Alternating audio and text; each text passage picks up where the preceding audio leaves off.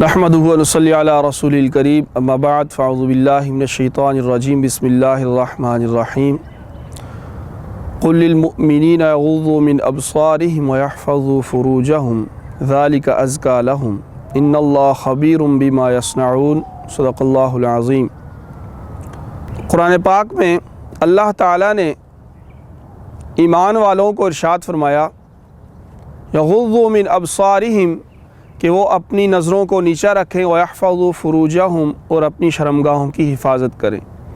اسی طرح یہی ارشاد عورتوں کے لیے بھی ہے کہ وہ اپنی نگاہوں کو نیچا رکھیں اور اپنی شرمگاہوں کی حفاظت کریں۔ اس میں دو چیزیں ارشاد فرمائی گئیں، سب سے پہلے حفاظت نظر ہے اور دوسرا اپنے نفس کی حفاظت ہے۔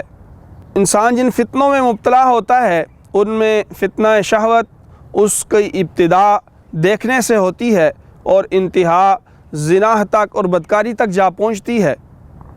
اسی لیے ایمان والے مردوں کے لیے اور ایمان والی عورتوں کے لیے یہ اصول و ضوابط بنا دیے گئے کہ انہوں نے اپنی نظر کو کس حد تک رکھنا ہے اور کس طرح انہوں نے اپنی نظر کی حفاظت کرنی ہے۔ جب نظر کی حفاظت ہوتی ہے تو اس سے دل محفوظ رہتا ہے، اور جب دل کی حفاظت ہوتی ہے تو انسان شیطانی وساوس اور اپنے نفس کے بہکاووں میں نہیں آتا۔ عورتوں کے بارے میں ارشاد ہوا وَقَرْنَ فِي بُيُوتِكُنَّ کہ وہ اپنے گھروں میں قرار پکڑے رکھیں، وہیں سکونت اختیار کریں۔ تو عورت کے پردے کے 3 درجات ہیں۔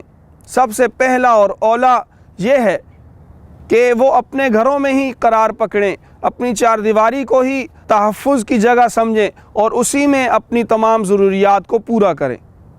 ایسی عورت جو اپنے گھر کی چار دیواری کے اندر رہتی ہے، اپنی ناموس، عفت، عصمت کی حفاظت کرتی ہے، ایسی عورت تقرب الہی حاصل کرتی ہے، اللہ تعالیٰ کے قریب ہوتی ہے، اسے اللہ تعالیٰ اپنی ولایت کا حصہ عطا فرماتے ہیں۔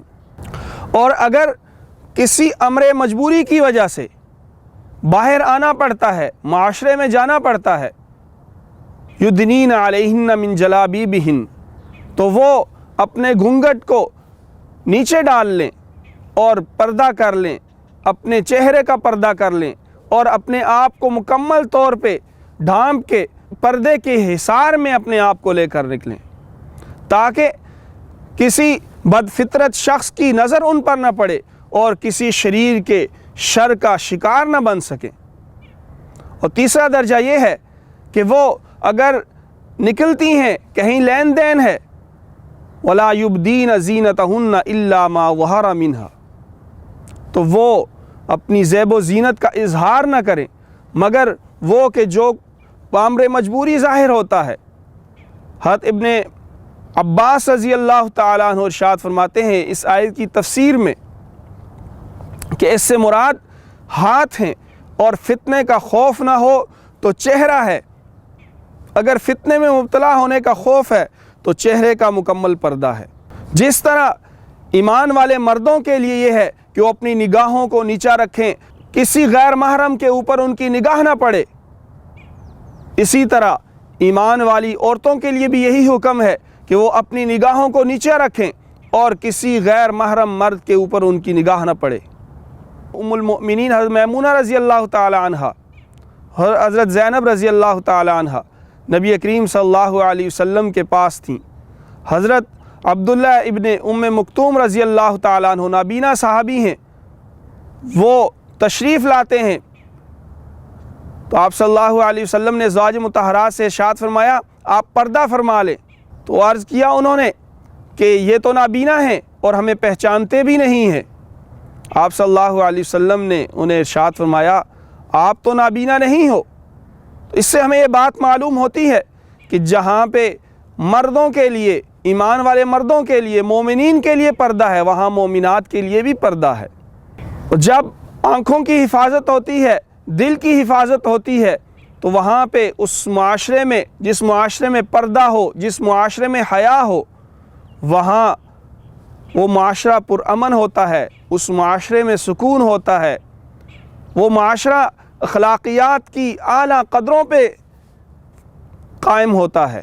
اور جہاں پہ عفت، عصمت، پردہ اس کو ترک کر دیا جائے تو وہاں پہ شرور و فتن، وہاں پہ لڑائی اور جھگڑے، وہاں پہ دشمنیاں جنم لیتی ہیں، وہاں پہ عزیز و اقارب کے درمیان جو پیار اور محبت ہوتی ہے، رشتوں کی پاسداری ہوتی ہے، اس کو ختم کر دیا جاتا ہے۔ اسلامی تعلیمات بہترین معاشرے کے قیام کا سب سے بڑا ذریعہ ہیں۔ جس معاشرے میں ان کو مضبوطی سے پکڑا گیا ہوتا ہے وہ معاشرہ پرامن بھی ہوتا ہے، وہ معاشرہ باعزت بھی ہوتا ہے۔ اللہ کریم سے دعا ہے اللہ کریم ہمیں اس پر عمل کرنے کی توفیق عطا فرمائے۔